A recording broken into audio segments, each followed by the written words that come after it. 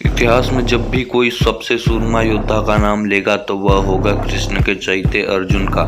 लेकिन वही इतिहास यह भी जानता है कि एक और योद्धा भी था जिसके बाणों में अर्जुन को टक्कर देने की ताकत थी, और वह योद्धा था सूर्यदेव का पुत्र कर्ण, जो सूर्यदेव के दिए गए दिव्य कवच और कुंडल के साथ जन्मा था। ऐसा कवच और कुंडल जिनके दिव्य वरदान ने कर्ण की बाजुओं में इतना बल भर दिया कि देवता भी उसकी ताकत के आगे कांपते थे, जिनकी शक्ति इतनी थी कि ब्रह्मांड के तीनों लोकों में ऐसा कोई अस्त्र नहीं बना था जो कर्ण के शरीर से उसके प्राण को अलग कर सके। क्योंकि जब तक सूर्यदेव का आशीर्वाद सूर्य की किरणें या चंद्रमा की रोशनी बनकर कवच और कुंडल पर पड़ती थी, उनका पुत्र अमर था। सूर्य की किरणें जब युद्ध के आरंभ की घोषणा करती थी और उनके तेज से बल पाकर जब कर्ण के बाजू धनुष को थामते थे, तब उनके धनुष से निकले तीर मौत बनकर बरसते थे।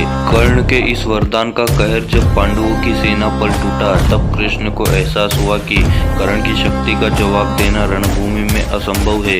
कृष्ण जानते थे कि कर्ण दानवीर था और स्नान के बाद जो कुछ भी उससे मांगा जाता वह उसे देने से इनकार नहीं करता था। तब कृष्ण ने भेजा इंद्रदेव को।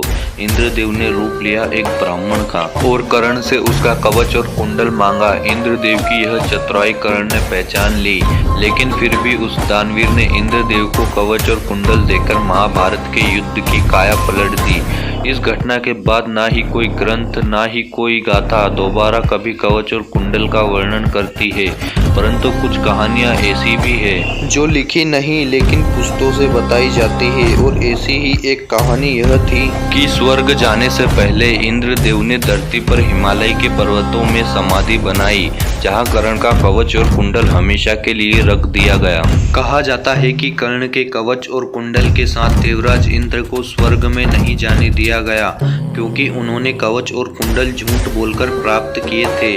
ऐसे में उन्होंने कवच और कुंडल को हिमालय की पहाड़ियों में ही कहीं दबा दिया। तो मित्रों, कर्ण के कवच और कुंडल के बारे में जानकर आपको कैसा लगा, अपनी राय कमेंट में जरूर बताएं, और वीडियो को लाइक और चैनल को सब्सक्राइब जरूर कीजिए।